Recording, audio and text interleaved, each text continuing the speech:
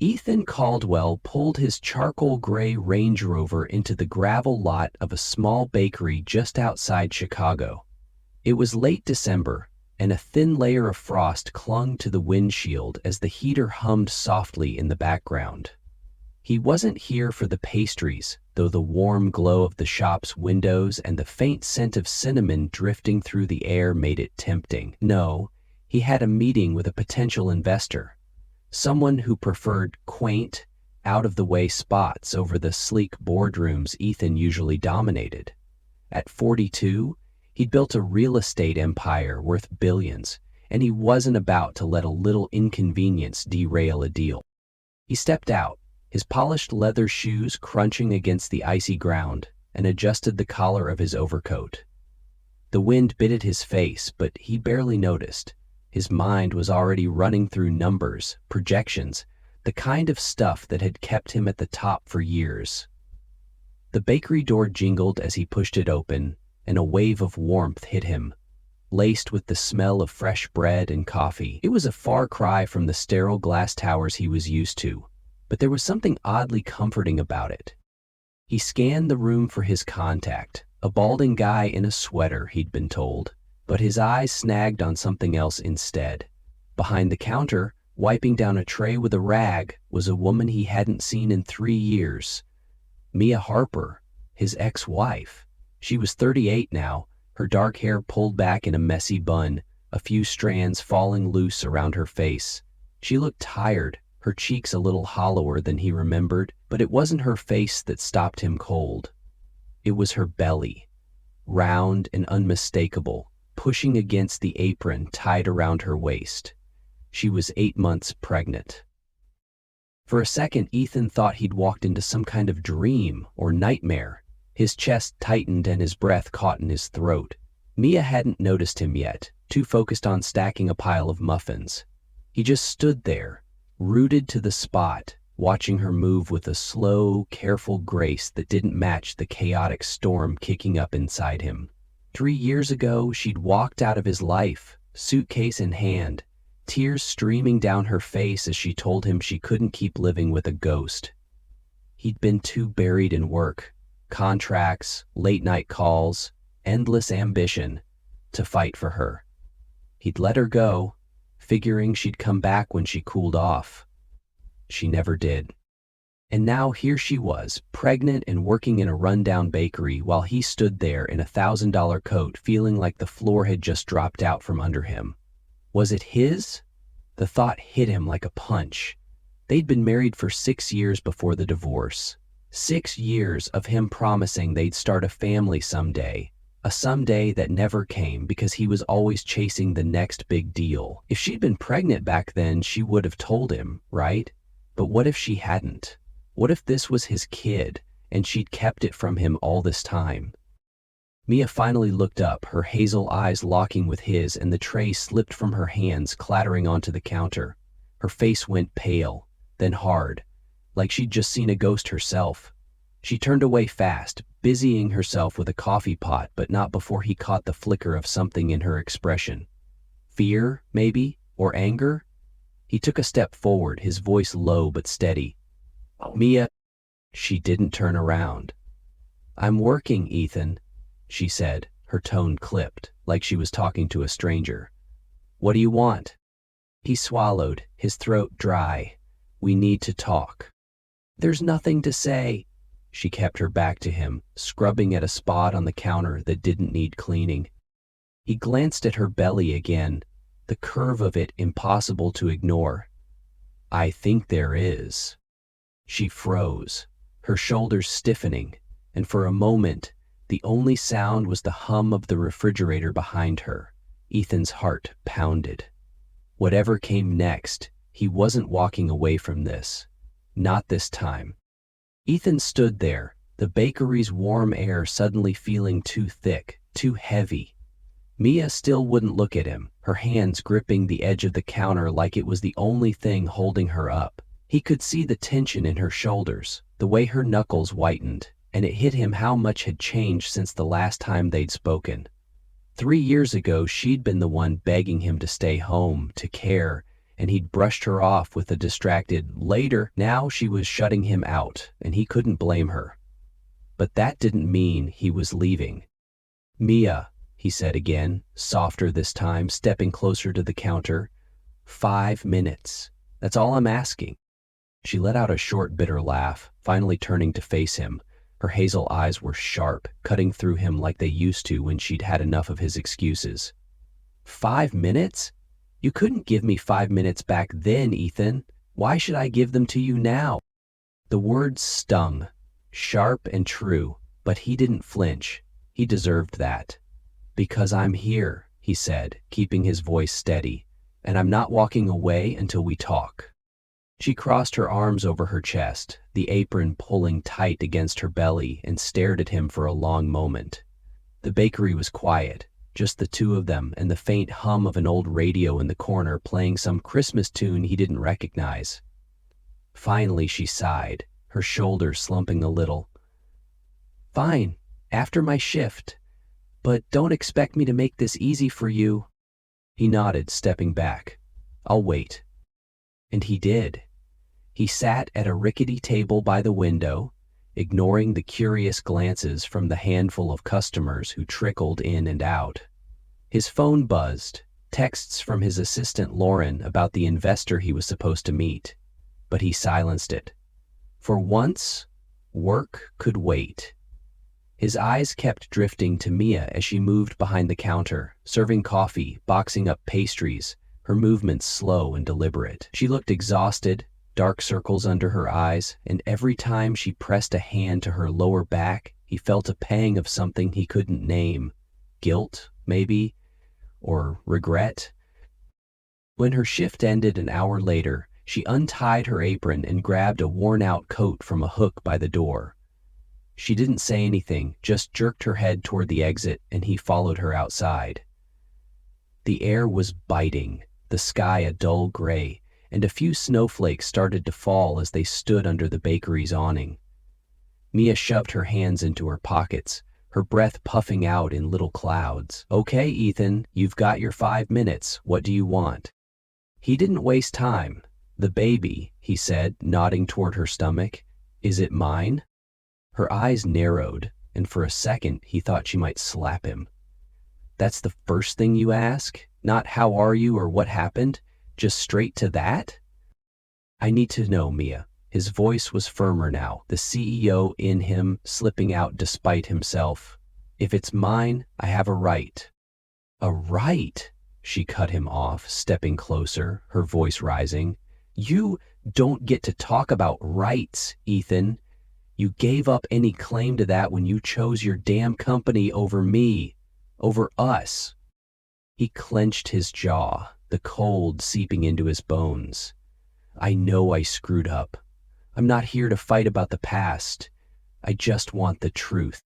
She stared at him, her gaze hard and unyielding, but there was something else there too.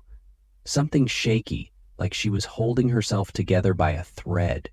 Finally, she looked away, her voice dropping to a whisper. "Yeah, it's yours." The words hit him like a freight train. He exhaled sharply, his mind racing. 8 months. That meant she'd gotten pregnant right before she left, maybe even while they were still trying to patch things up. He hadn't noticed, hadn't cared enough to notice. "Why didn't you tell me?" he asked, quieter now, almost pleading. "Why?" She laughed again, but it was hollow, bitter. "Because I didn't want to be the one begging you to care, Ethan. I found out after that last fight, when you didn't even look up from your laptop while I walked out the door. I wasn't going to drag you into something you'd never make time for." He felt sick, the memory of that night flashing back, her standing in their penthouse doorway, suitcase at her feet, rain pounding against the windows. He'd assumed it was another argument, that she'd be back. "You should have told me," he said, his voice rough. "I would have." "What? Dropped everything?" She shook her head, cutting him off. "Don't lie to yourself. You were building an empire, Ethan. I was just collateral damage." "That's not fair," he shot back, stepping closer. "I messed up, yeah, but I'm here now. You're 8 months pregnant. Working yourself to death in this place. Let me help." Her eyes flashed with anger. "I don't need your help. I've been doing this alone for months, and I'll keep doing it. I don't want your money or your pity." "It's not pity," he said, his voice rising despite himself.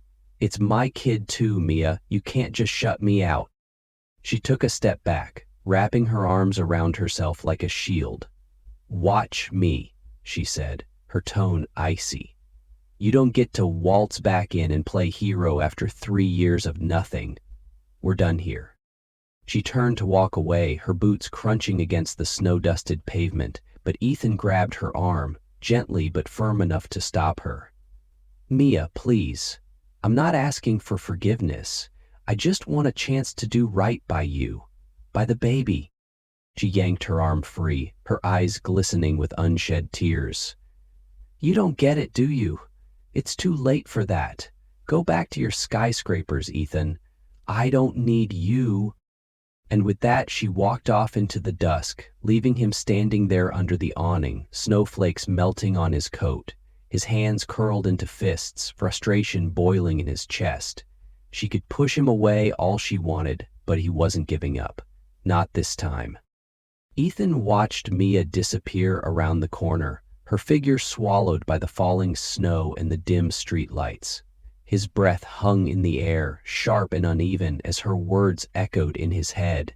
"I don't need you." They cut deeper than he'd expected, not because they were harsh, but because they were true. He'd spent years proving she couldn't count on him, and now she was calling his bluff. But standing there, cold seeping through his coat, something shifted inside him. He wasn't the same man who'd let her walk out 3 years ago. Not anymore. He got back in his car, the leather seats creaking as he sank into them. But he didn't drive off. His hands gripped the steering wheel, knuckles white while his mind raced. Mia was 8 months pregnant with his kid, working long shifts in a bakery that smelled like heaven but paid like hell. He'd seen the way she moved. Slow, deliberate, like every step hurt.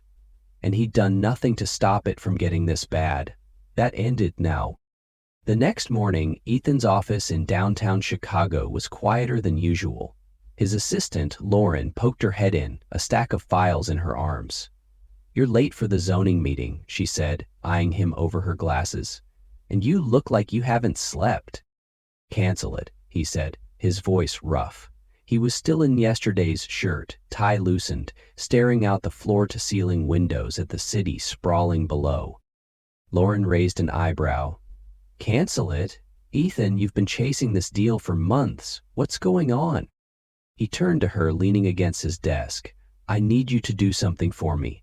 Find out everything you can about Mia Harper, where she lives, how she's paying her bills, if she's got insurance, everything." Lauren's mouth opened, then closed. She'd been with him long enough to know Mia's name, even if he never talked about her. "Your ex-wife Mia? What's this about?" "She's pregnant," he said simply, "and I'm not letting her do this alone." Lauren didn't push further. By noon, she'd emailed him a report.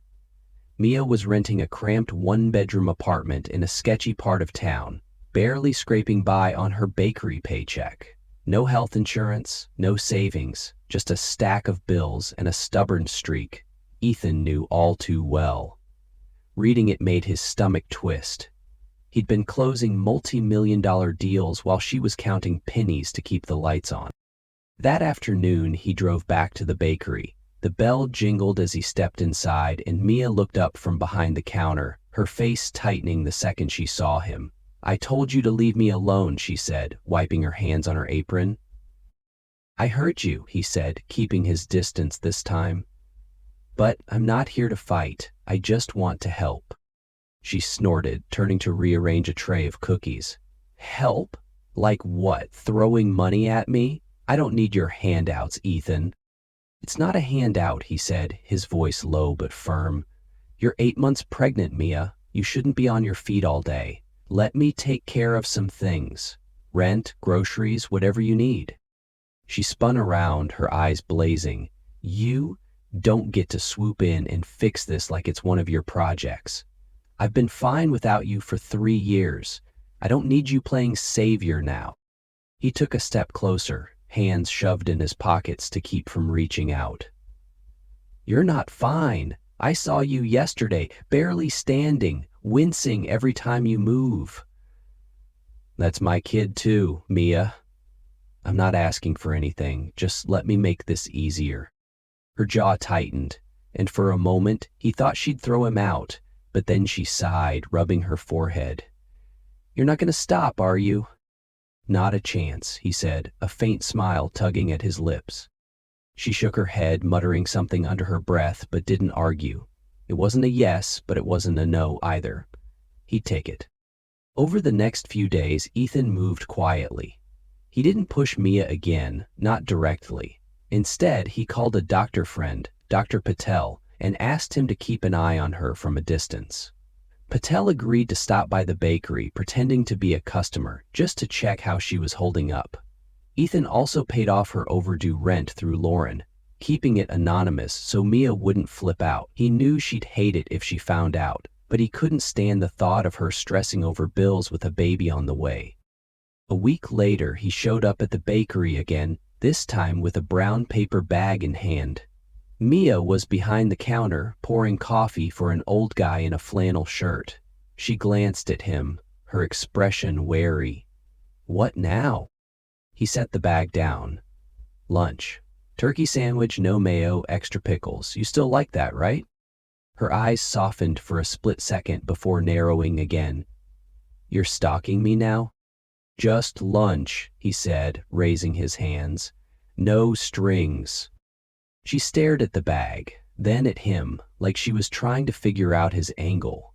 Finally, she grabbed it and muttered, "Thanks," before turning back to her work. It wasn't much, but it felt like a crack in the wall she'd built between them. That night, Ethan sat in his penthouse, the city lights glinting through the windows. He couldn't stop thinking about her, about the baby, about how he'd let everything fall apart. His phone buzzed with a text from Lauren. "Dr. Patel says she's okay, but she's pushing herself too hard, needs rest." He rubbed his face, frustration simmering. Mia wouldn't let him in, not fully, and he got why. He'd spent years putting walls up, too. Walls of work, ambition, excuses, but he wasn't that guy anymore. Or at least, he didn't want to be. The next day, he went back. Mia was sweeping the floor when he walked in, her movements sluggish. She looked up, exasperated. "Ethan, what is it this time?" He took a deep breath. "I know you don't want my help, I get it. But I'm not doing this for me. I'm doing it for you. For the baby. Let me be there, Mia. Please." She leaned on the broom, her eyes searching his face. For the first time, she didn't snap back. "Why now?" she asked, her voice quieter. "Why do you care now?" "Because I should have cared then," he said, the words spilling out raw and honest. "And I'm not losing you again, not without trying."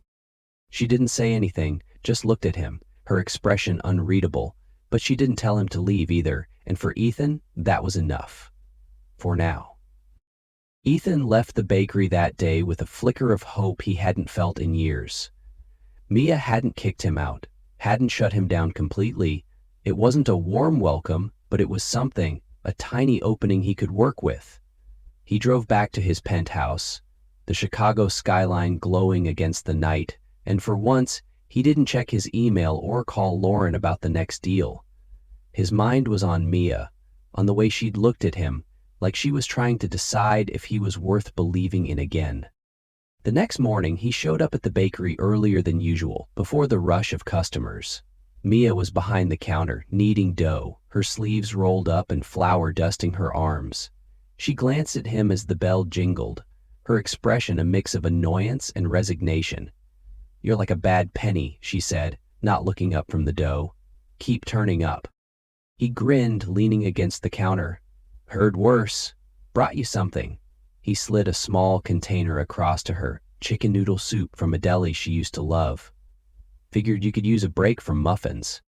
She paused, wiping her hands on a towel, and eyed the soup like it might bite her. "You're not gonna stop, are you?" "No," he said, crossing his arms. "Not until you tell me to get lost for good." She huffed, but there was a ghost of a smile on her lips as she took the container and tucked it behind the counter. "Don't hold your breath." That became their routine over the next week. Ethan showed up with little things.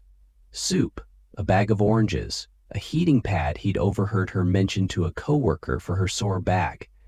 She didn't say much, just took them with a muttered thanks and went back to work. But she stopped telling him to leave, and that was enough to keep him coming back. One afternoon he walked in and found the bakery quieter than usual. Mia was in the back, wrestling with a leaky faucet under the sink, a wrench in one hand and a bucket catching drips. She was cursing under her breath, her hair falling into her face, and Ethan couldn't help but smile. "Need a hand?" he asked, stepping into the tiny kitchen. She looked up, startled, then scowled. "I've got it?" "Sure you do," he said, kneeling beside her anyway. "Move over before you flood the place." She hesitated, then slid aside, letting him take the wrench. His hands were steady, years of fixing up rundown properties giving him an edge over a stubborn pipe. He tightened it, the drip slowing to a stop, and wiped his hands on his jeans. Jeans, not the tailored suits he usually wore. Mia watched him, her arms crossed over her belly. "Didn't know you could do that," she said, almost like an accusation. "There's a lot you don't know," he shot back, standing up. "I'm not just a suit, Mia." She didn't reply, but her eyes lingered on him a little longer than usual before she turned away to dry the floor. He didn't push her, just grabbed a rag and helped clean up the mess. They worked in silence, the only sound the slosh of water and the faint hum of the oven. When they finished, she straightened up, wincing as she pressed a hand to her back. Ethan stepped closer without thinking. "You okay?" "Yeah," she said, but her voice was tight. "Just tired." He didn't buy it. "Sit down for a sec, I'll get you some water." She started to argue, but he was already moving, filling a glass from the sink and handing it to her. She took it, sinking onto a stool with a sigh. "You're pushy," she muttered, but there was no bite in it. "Someone's gotta be," he said, leaning against the counter. "You're stubborn as hell." She smirked, sipping the water. "Takes one to know one." That cracked the ice a little more. Over the next few days, Ethan kept finding excuses to stick around. Fixing a wobbly table, carrying a heavy tray she shouldn't have been lifting, even signing up for a prenatal class she'd mentioned offhand. She rolled her eyes when he told her, but she didn't say no. So there they were, a week later, sitting on a mat in a community center with a dozen other expectant parents. Ethan in his cashmere sweater looking wildly out of place next to guys in hoodies. Mia laughed, actually laughed, when he fumbled through a breathing exercise, and it was the best sound he'd heard in years. "You're terrible at this," she teased, her eyes bright for the first time since he'd walked back into her life. "Give me a break," he grumbled, but he was grinning too. "I'm new at it." She shook her head, but the wall between them felt thinner, softer. He could feel her starting to let him in, inch by inch. Then came the night everything shifted. Ethan was locking up his car outside the bakery, planning to drop off a blanket he'd picked up for her, when he saw her through the window. She was closing up, alone, and suddenly she doubled over, clutching the counter. His heart dropped. He bolted inside, the door banging open. "Mia!" She looked up, her face pale, one hand on her belly. "I'm fine," she gasped, but she wasn't. He could see the pain etched into every line of her. "Bullshit," he said, crossing the room in 3 strides. "We're going to the hospital." She tried to protest, but he was already grabbing her coat, wrapping it around her shoulders. "Ethan, it's nothing." "Stop arguing," he snapped, his voice sharper than he meant it to be. "I'm not taking chances." She went quiet, letting him guide her to the car. The drive to the hospital was tense, the snow falling heavier now, windshield wipers slashing through it. Mia sat rigid, breathing shallowly while Ethan gripped the wheel so hard his hands ached. At the ER, they hooked her up to monitors, and a doctor, a calm woman with gray streaks in her hair, checked her over. "Just Braxton Hicks," she said after a while. "False contractions. She's okay, but she needs rest." Ethan exhaled, relief flooding through him, but his eyes stayed on Mia. She looked small in the hospital bed, exhausted and vulnerable in a way that made his chest hurt. He pulled a chair close, sitting beside her as the machines beeped softly. "You scared the hell out of me," he said, his voice low. She glanced at him, her hand resting on her belly. "Didn't mean to." He reached out, hesitating, then let his hand cover hers. She didn't pull away. Her fingers were cold, trembling slightly, and he squeezed them gently. "You don't have to do this alone anymore," he said. "I'm here, Mia, for real." She didn't say anything, just looked at him, her eyes searching his face. Then, slowly, her fingers curled around his, holding on just a little. It wasn't a promise, not yet, but it was more than he'd had in years. They sat there in the dim light of the room, hands clasped, the baby kicking softly between them, and for the first time, Ethan felt like he might actually have a shot at fixing what he'd broken. Things were starting to feel different between Ethan and Mia, like the air wasn't so heavy anymore. After that night in the hospital, something had shifted. She didn't push him away as hard, didn't snap at him when he showed up at the bakery with coffee or stayed late to help her lock up. He wasn't dumb enough to think they were fixed, not after 3 years and a mountain of mistakes. But it was progress. He could see it in the way she'd let him carry a box of flour without arguing, or how she'd smirk when he tried to pronounce LeMays in that prenatal class. Small steps, but they mattered. Ethan started spending more time at her place too. Not the bakery, but the little one-bedroom apartment she rented a few blocks away. It was a shoebox, peeling paint, a couch that sagged in the middle, a kitchen sink that dripped no matter how many times he tightened it. He hated that she lived like this, but he kept his mouth shut. She'd made it clear she didn't want his money, and he wasn't about to mess up whatever trust they were building by pushing too hard. One evening, he was there helping her sort through a pile of baby stuff she'd gotten from a coworker. Tiny onesies, a couple of blankets, a rattle that looked older than both of them. Mia was sitting on the couch, folding clothes with a focus that made him smile. She'd always been like that, meticulous about the little things. He was digging through a cardboard box when his hand brushed against something that wasn't baby gear. A folded piece of paper tucked under a stack of diapers. He pulled it out, figuring it was a receipt or a note, but as he unfolded it, his stomach dropped. It was a letter, handwritten, the ink faded but legible. The date at the top was from 3 years ago, a month before Mia left him. His eyes skimmed the words, and every line felt like a knife twisting deeper. "Mia, I'm so sorry about the baby. I know it's been hell, and I hate that I can't be there. You don't have to go through this alone. Call me if you need anything. Jess." Ethan's hands shook as he read it again, the room tilting around him. Baby? What baby? Mia was still folding a tiny sock, oblivious, humming softly to herself. He cleared his throat, trying to keep his voice steady. "Mia, what's this?" She looked up, her eyes narrowing when she saw the letter in his hand. Her face went white, the sock slipping from her fingers. "Where'd you get that?" she asked, her voice sharp. "It was in the box," he said, holding it up. "What does it mean? Sorry about the baby." "What baby, Mia?"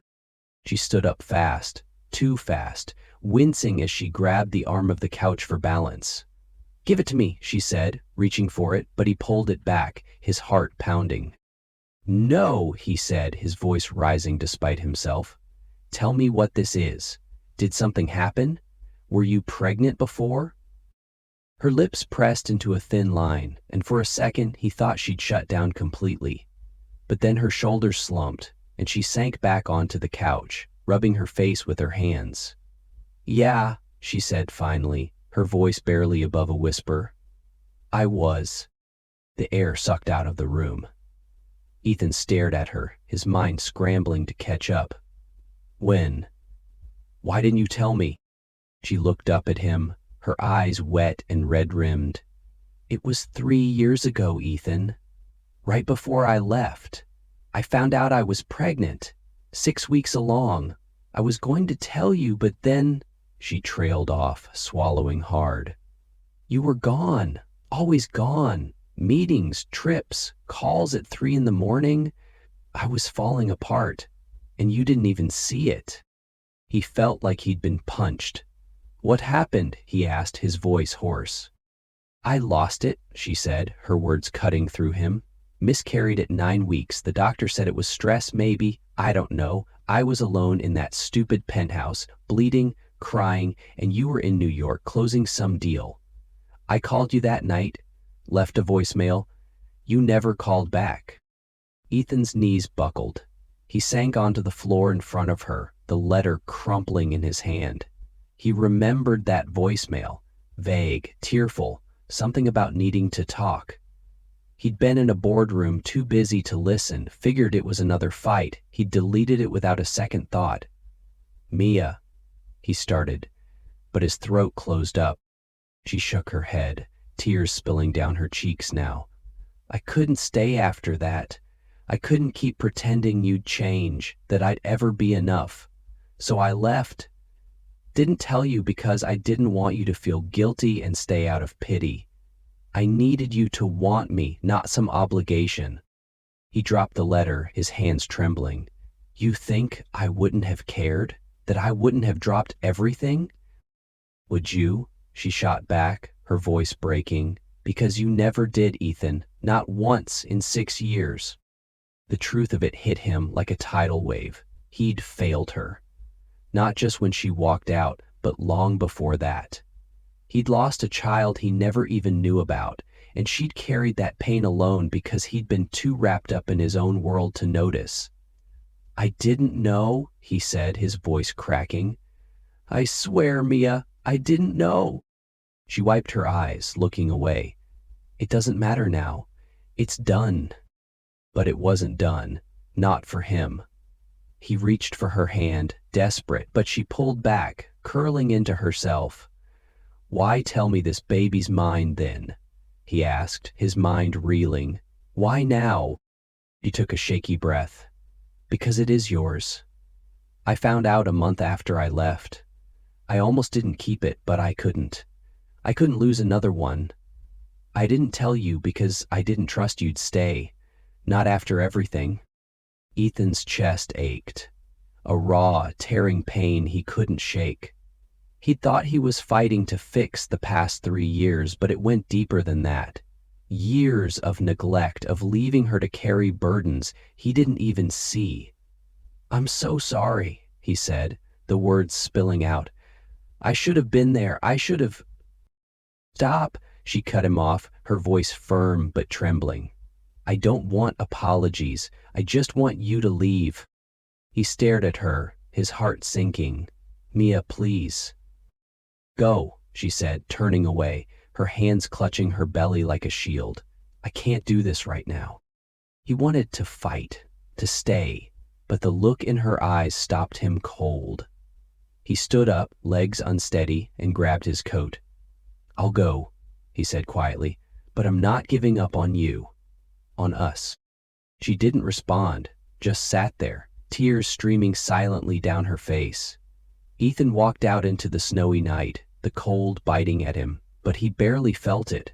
His world had just turned upside down, and all he could think about was how much he'd lost and how much he still had left to prove. Ethan stumbled out of Mia's apartment into the biting Chicago night, the snow swirling around him like a storm he couldn't escape. His breath came out in ragged bursts, fogging in the air, but he didn't feel the cold, not really. All he could feel was the weight of what she'd told him, crashing down on him like a building he'd failed to shore up. She'd lost a baby, Their baby, 3 years ago, alone, while he was chasing deals and glory and he hadn't even picked up the phone. The guilt clawed at him, sharp and relentless, as he climbed into his car and sat there, staring at the dashboard, hands shaking too hard to turn the key. He didn't go home. He drove instead, aimlessly, through streets slick with ice, past the glittering towers he'd built his life around. Every mile felt like a replay of the years he'd let slip by, the nights he'd left her waiting, the promises he'd broken without a second thought. Mia had been right to leave him back then. He'd given her nothing to hold on to. But this time was different. He wasn't walking away, not from her, not from the baby she was carrying now. He just had to figure out how to prove it. By morning, he was back at her door. He hadn't slept, his eyes bloodshot and his coat still dusted with snow. He knocked, soft at first, then harder when she didn't answer. "Mia," he called, his voice rough. "I know you're in there. Please, just let me talk." The door cracked open after what felt like forever, and she stood there, wrapped in a faded robe, her face puffy from crying. She looked at him like he was the last person she wanted to see, but she didn't slam it shut. "What do you want, Ethan?" she asked, her voice flat, exhausted.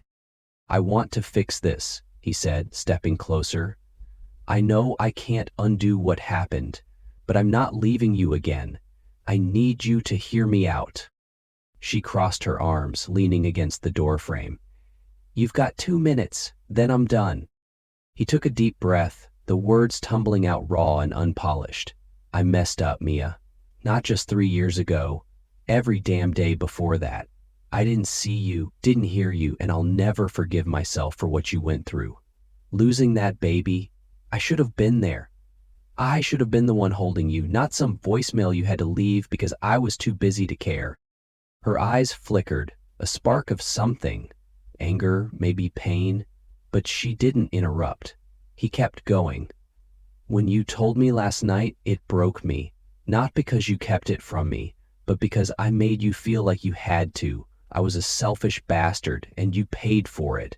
But this," he gestured toward her belly, his voice cracking, "this is my chance to do it right. I'm not here out of guilt or pity. I'm here because I love you, Mia. I never stopped." She flinched, like the words were a slap she hadn't expected. "Love?" she said, her voice rising. "You don't get to throw that around like it fixes everything, Ethan. I spent years waiting for you to love me enough to show up, and you never did. I lost that baby because I was a wreck, and you didn't even notice. How am I supposed to believe you now?"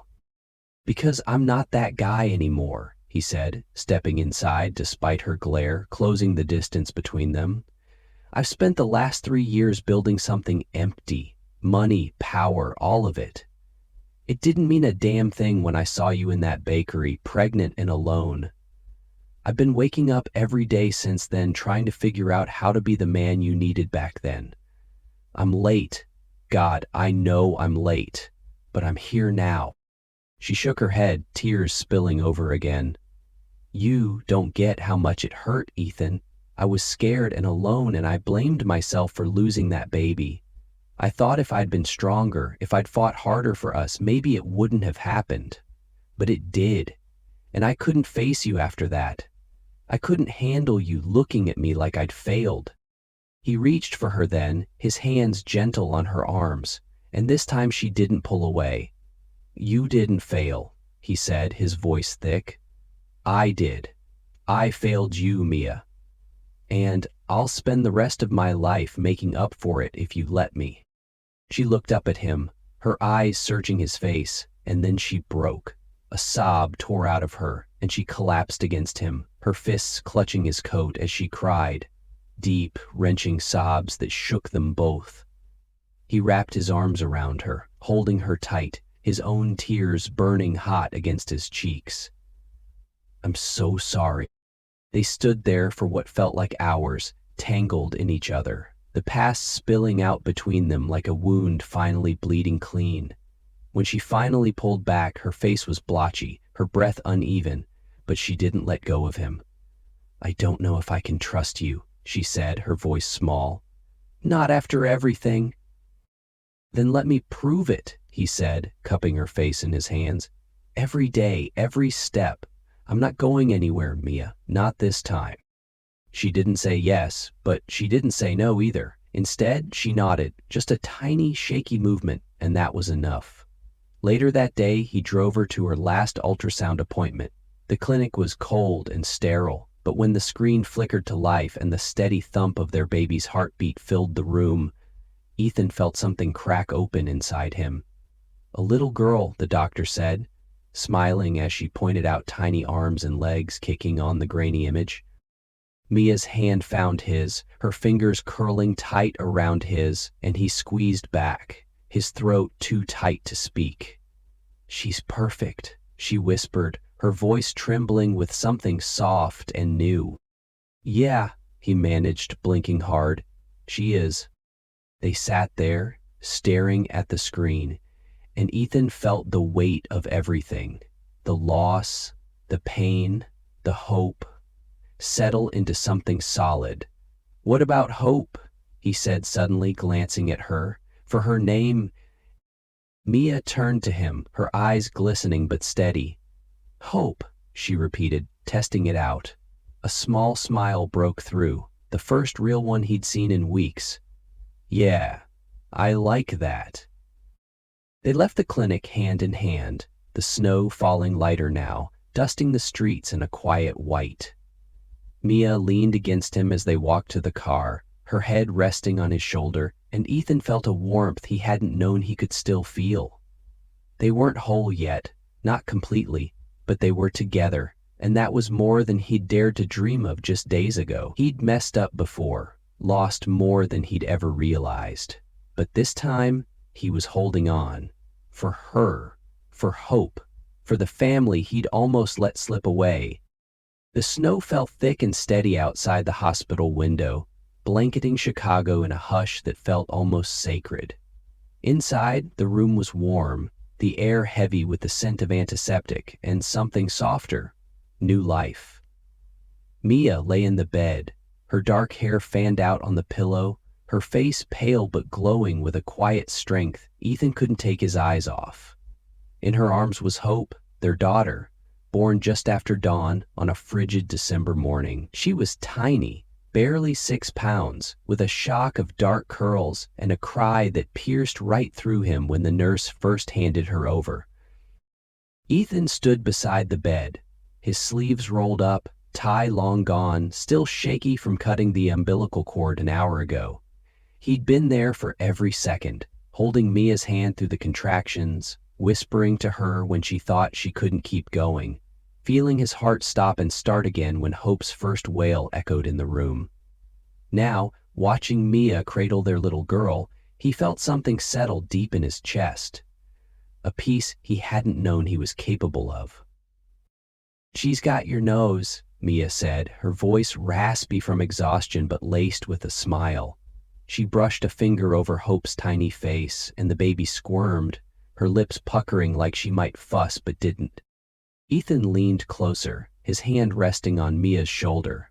"Poor kid," he said, grinning when she shot him a playful glare. "Hope she gets your everything else." Mia chuckled, soft and tired, and shifted Hope into his arms without warning.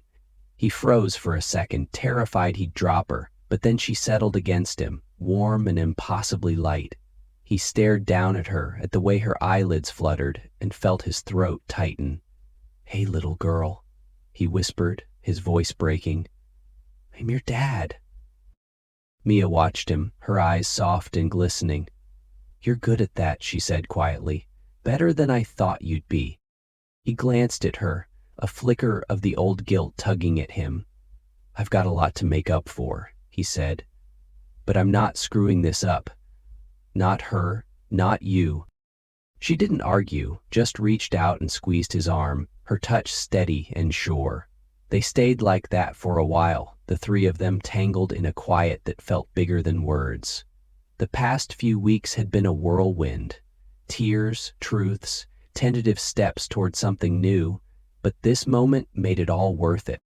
A few days later, they brought Hope home. Not to Mia's cramped apartment, but to Ethan's penthouse.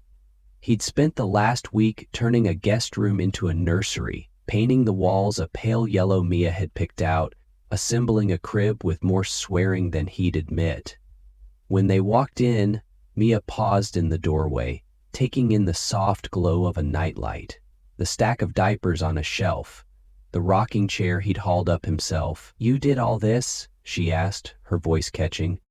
"Yeah," he said, shifting Hope in his arms. "Figured it was time I started pulling my weight." She smiled, a real one that lit up her face, and set her bag down. "It's perfect." Life shifted after that. Ethan didn't go back to the office, not the way he used to. He handed the reins to his VP, told Lauren to keep things running, and ignored the shocked looks from his board. For the first time in years, he wasn't chasing the next deal. He was home, changing diapers at 2 a.m., heating bottles while Mia slept, learning the rhythm of a family he'd almost lost before it even began. One night, weeks later, he found Mia on the couch, Hope asleep against her chest. The city sparkled outside the windows, but inside it was just them. Quiet, messy, real. He sat beside her, draping an arm around her shoulders. "You okay?" he asked, brushing a strand of hair from her face. She nodded, leaning into him. "Yeah, I think we are." He kissed her forehead, feeling her relax against him. They weren't perfect, not yet. There were still scars, still days when the past crept in and made them stumble. But they were together, building something stronger than before. Hope stirred, letting out a tiny sigh, and Ethan smiled. This was his life now, messy, beautiful, and worth every second.